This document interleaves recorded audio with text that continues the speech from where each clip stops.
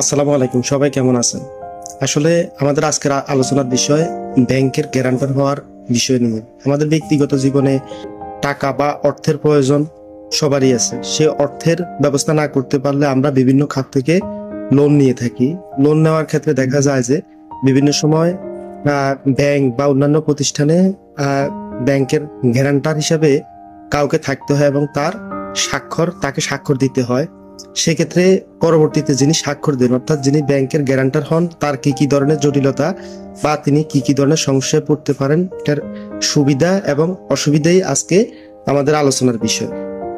আসলে দেখা যায় যে ব্যাংকে যখন টাকার প্রয়োজন হয় তখন আমরা আমাদের আত্মীয় স্বজন বা বন্ধু বান্ধবের নিকটস্থ কোনো ব্যক্তিকে দিয়ে গ্যারান্টারের যে ঘরটা থাকে সেটায় স্বাক্ষর বা সিগনেচার করে থাকি।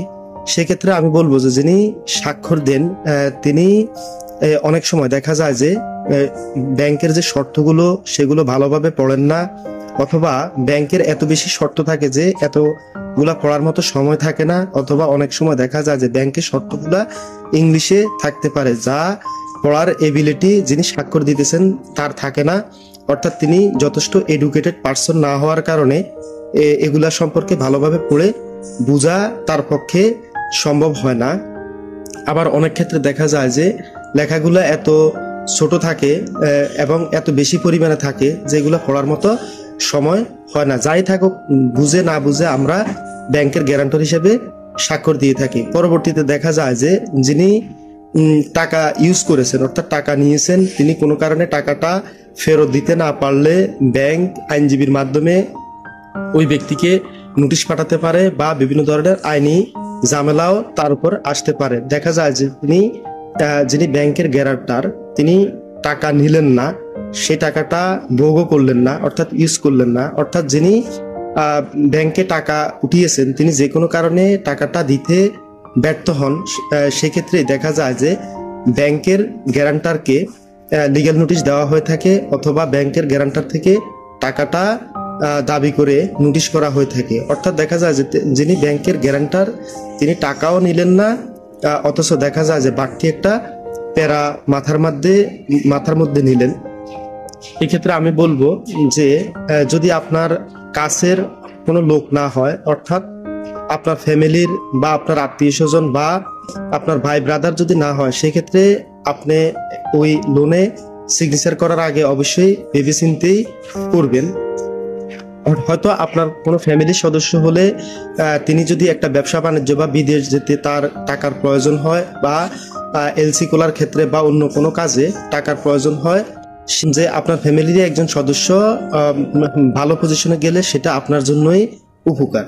কিন্তু দেখা যায় যে আপনার দূর সম্পর্কের কেউ বা যাকে দিয়ে আপনার কোনো উপকার হবে না, অযথা আপনি একটা সিগনেচার দিলেন, পরবর্তীতে দেখা যায় যে বিভিন্ন ধরনের প্যারা বা ঝামেলার মধ্যে আপনি পড়লেন।